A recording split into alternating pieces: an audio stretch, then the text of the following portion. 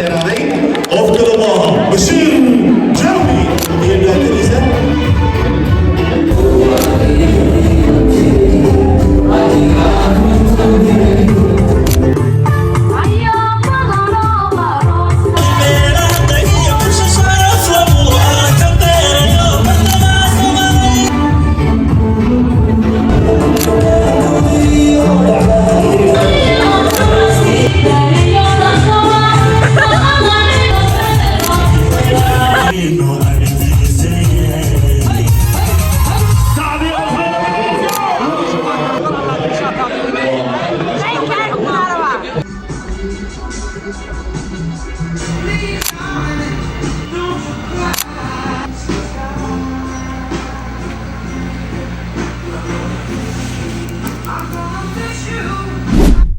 Hello YouTube, hi guys, how are y'all doing? Welcome back to my YouTube channel, or welcome to my YouTube channel if you're new here. Today I have a lot in this YouTube video, and I vlogged a lot in these videos, unfortunately from last year, and I keep vlogging but never posting, editing. Yeah, I know. But finally I was in the mood and I edited all the vlogs that I have for you, and this is not all of it, guys, okay? I hope it's not too boring. Please watch it till to the end. Anyway, this video you'll find celebrations, me going to coffee shop, restaurants. I went to 36 Cafe, as you could see, in St. Paul. Delicious coffee and pancakes. And now I'm at Sheila's House of Soul, or Mama Sheila's in Minneapolis. I kept saying it in my For You page, and I was like, you know what, I never tried soul food, so let me try. What is it about? You know, like, it's Black American food, Black American culture, and I was like, today I gotta try what the hype is about in my For You page. I'm a curious person. I got influenced. I never craved food I never had, but I saw cornbread. I was like, I'm sold. So I got my butt out here to try it, and here's me trying it. Fried chicken, mac and cheese. I'm not a mac and cheese person. I'm not a mac and cheese person, bro. What did I just say? I said that so fast. So if you didn't get it, I said I'm not a mac and cheese person. And they have greens and pasta. Okay, guys. This is me trying it, and I'm gonna be 100% honest. It was maybe 6.5 for me, but this drink, oh my days, this red Kool-Aid is 9 out of 10. It's so refreshing and so delicious. It had me closing my eyes and imagining myself in a tropical island. It was that great, you know. Anyway, in the next video I went to Carmel and I recorded the spill that was nasty. Anyway, moving on. I came to Carmel. Carmel is a mall in Minneapolis that's mostly owned by Somali people, and I went to my friend's salon to do my makeup because we have a wedding to go to. عليك مكاقاب قالي وهذيك قروف دا صومالي ومركا قصش قلبي قادلالي وحتى قريشتي يدو وإيكا عديبا يا علاس بو إساريا وإعبورينا يا علشان كهدليا علشان كهدليا إيقو عياريا إيقو عياريا عليك مكاقاب قالي وهذيك قروف دا صومالي ومركا قصش قلبي قادلالي وحتى قريشتي يدو وإيكا عديبا يا علاس بو إساريا وإعبورينا يا علشان كهدليا علشان كهدليا إيقو عياريا إيقو عياريا عليك مكاقاب qaado qaali oo adiga quruxda Soomaali marka qosasho qalbiga dhalaali oo waxa tahay qurayshtiiyadu oo iga cadibaya culays buu isaraya oo i caburinaya calashan ka hadlaya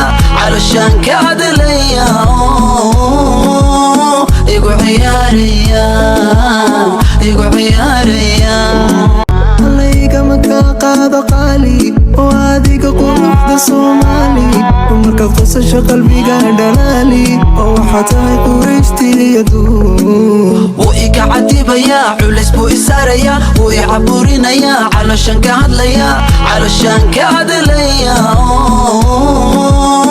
So guys, it's hard to record and do your makeup, so I'm gonna just end it here and show the results. Bye guys, I'm all done and all ready for the wedding. Let's go.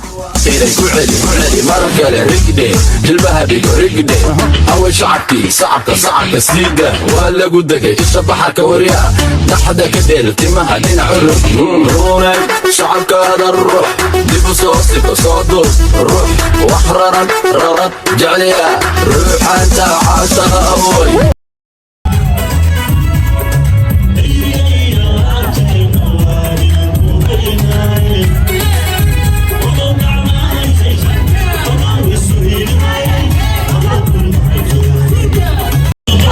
2 hours.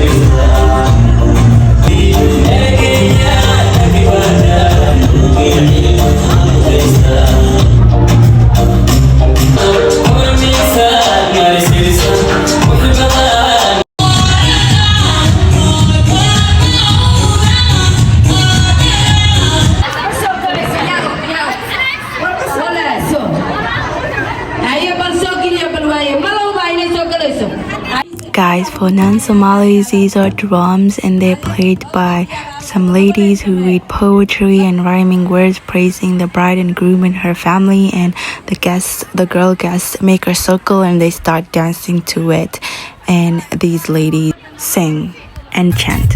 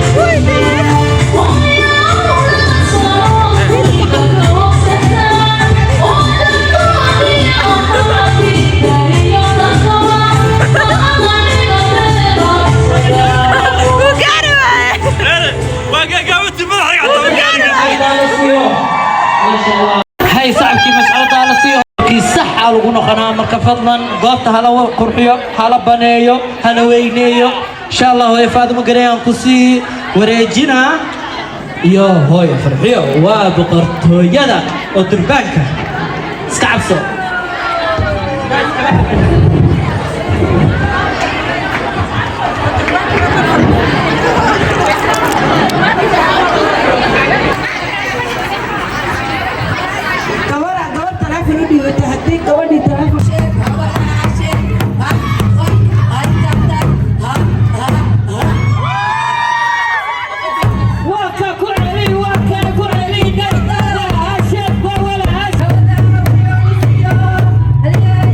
Yeah.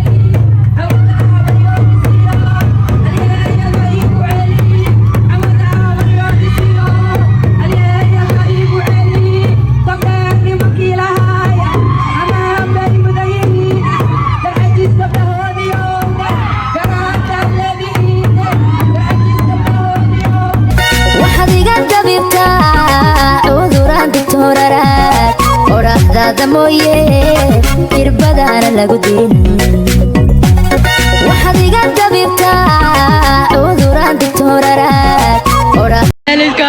Moss, moss. Haraka, haraka. No. Haraka, haraka. You don't know, but I love. Sorry, sorry. maxaa ka rabtaa wiilka quruxda what do you want from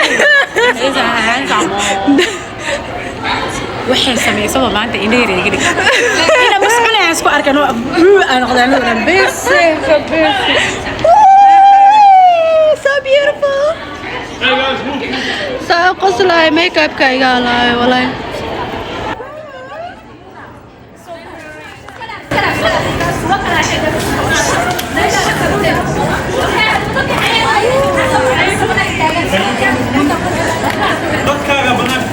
Nobody else.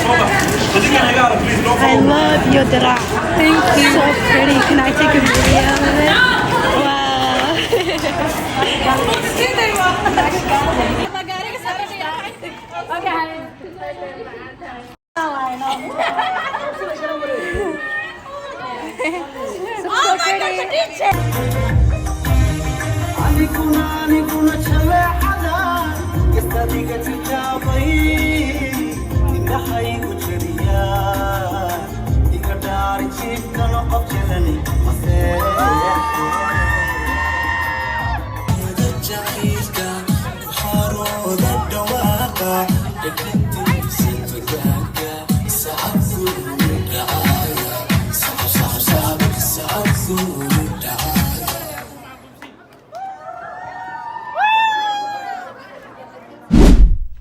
Hey guys, I hope you're enjoying the vlog this far, and this is another day and I'm here shopping for another wedding, and this one has a dress code black and gold in formal attire. So I'm here shopping for a cute dress. I like this one. It's really cute, and this is my option. My other option is the shimmery, and then there's this one that's gold abaya, and the one I'm wearing, I like it so much, like the arms and stuff. Yeah, so we're gonna try stuff on and see which one is good for us. I like this one, how it's shimmery, you know, I like shimmery stuff. I am a very indecisive person, so I went outside to ask the shop lady, if she thinks it's cute. Guys, I literally cannot decide between this one and the one I was wearing previously. And now, also, like, she showed me a qamar, because I need a gold qamar. And now we're just trying and see. I chose the shimmery one because the other one felt tight on me. I chose this one, guys. So now I'm gonna look for a qamar, a yellow qamar, since it's black and gold. Actually, I said yellow, I meant gold. Does it match? Do you put high heel shoes? What size did you wear? Do you have high heels at home? You need little ones. I want to see your tomboy. Yeah. See how comfortable it is? Yeah. You need little heels, honey. You look good. Complete. I look gorgeous. Guys, I went to this Somali lady in Minneapolis. I believe her store is called Belula. Guys, I don't know what's wrong with my tongue today. I can't speak right. I believe her shop is called Berlula or something like that. I'm not quite sure. I forgot. But she's the sweetest. She helps you a lot. And it's like next to Quruhlo. It's like 9th Street. Is that what it's called? I don't know. I'm not very sure. But yeah, she has this amazing shoes, clothes, kind of expensive, but you know, what do you expect, you know? But a customer service 10 out of 10 for sure. I love it. I love her. So if you guys are looking for cute outfits outside of Carmel, I would go to her. And I was actually kind of trying out other outfits that she showed me that are in yellow, but I don't want an abaya, I want a dress, okay? I like this abaya. it's cute, but it's not what I want for this wedding. It doesn't sit right with me, you know, with the theme and stuff like that. I want a cute dress and I chose the shimmery one. It was too long, but she said wear high heels and I'm a tomboy. She found me out, guys. She was like, I see you wearing Crocs. Put the Crocs down. Put the sneakers down, girl. It's high heels time. I told her I'm gonna fall and she said no. She's hilarious. But yeah, I took it and now I found out that I need some makeup or stuff that I'm missing, so I went to Alter Beauty real quick after her shop. And by the way, her shop is called Barla, as you saw the bag, and got some lipstick, and my eyebrows was running out, and got some cute nails, press on nails, which I'm not going to be wearing because I will not have time, future me. But here we look cute, don't we?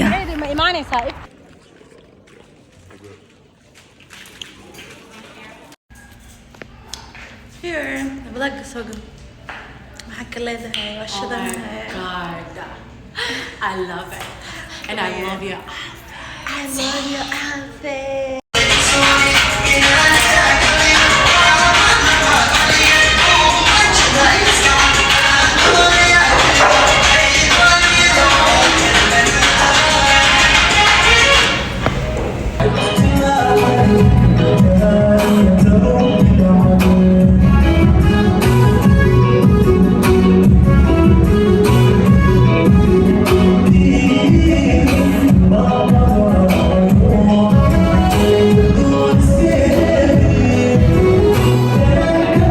Guys, we arrived at the wedding venue at the time that we were told to come. Even came a bit late, but still no people here, just a little bit of people, you know, Somali time, but we're just taking videos and enjoying.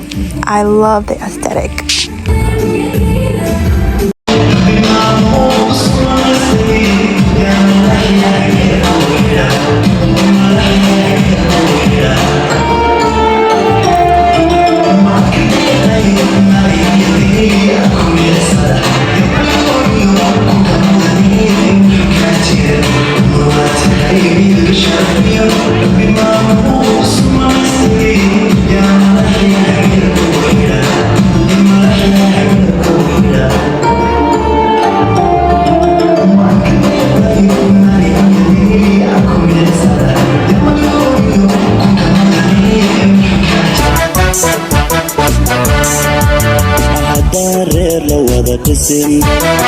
jacayl laga israadsanin raaca maanta nooliyo adduun lagu maraageeye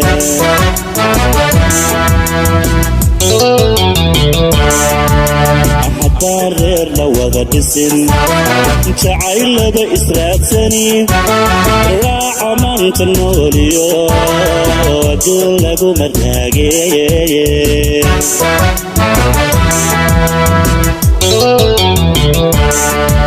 عروسكي الراحية الرمادية برواقية أولاد الراكتة ووعان ربي هيدن كديقية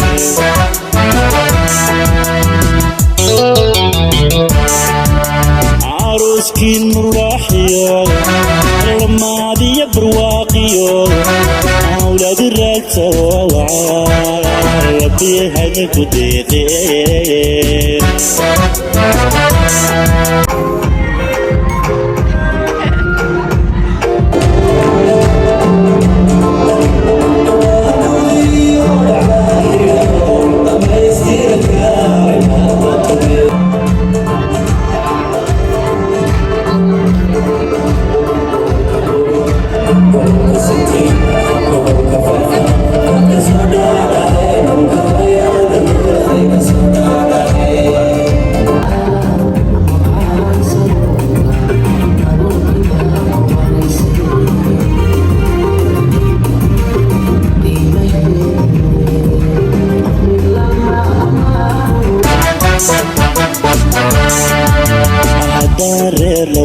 dhisin jacayl laba israadsanin raaca maanta nooliyo adduun lagu maraageeye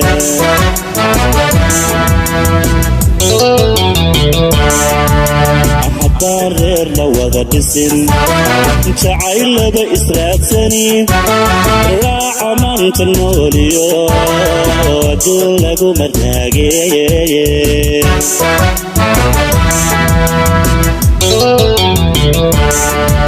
caruskiinu raaxiyo ramaadiyo barwaaqiyo awlaadi raagta oo wacaan rabbi haydinku deeqeeye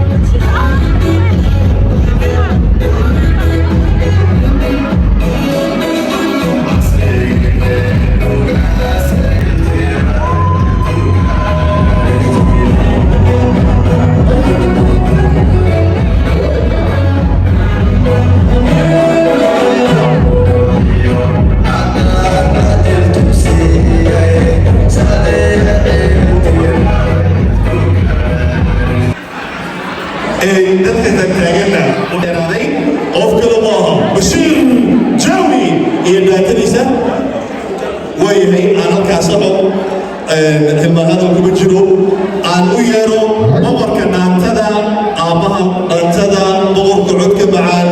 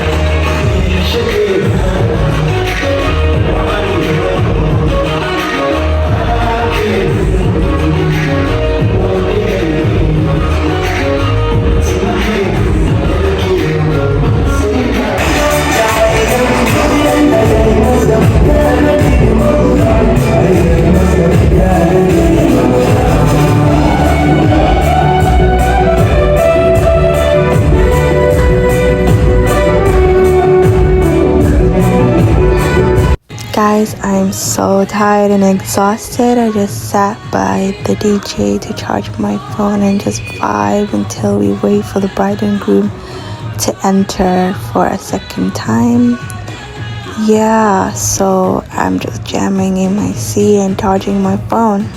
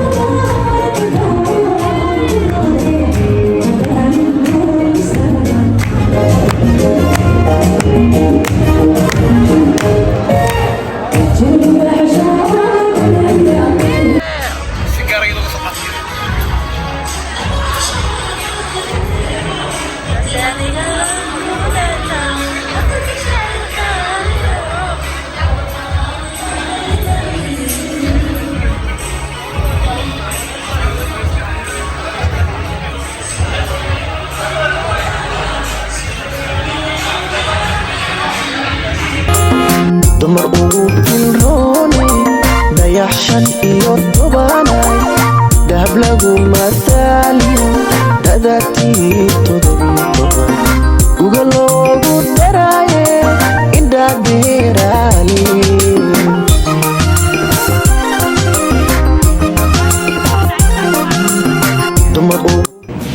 Home sweet home.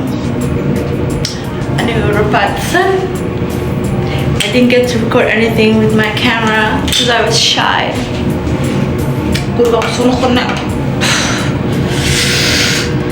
After party the fought, you know. Now we're going home. Home sweet home, home. And I didn't get to put nails cake in my head and feed it. So I'm making the outro of this vlog. I hope you guys enjoyed my vlog. Inakashin vlog garajina wasudale atwaso bashalni oksate hala like hala share video guys vlog ego so wax badan oo kale ani soo geliyo eyebrow toy. But this one is a good girl on my right. Yeah. Good night, guys. Have a good night and bye bye.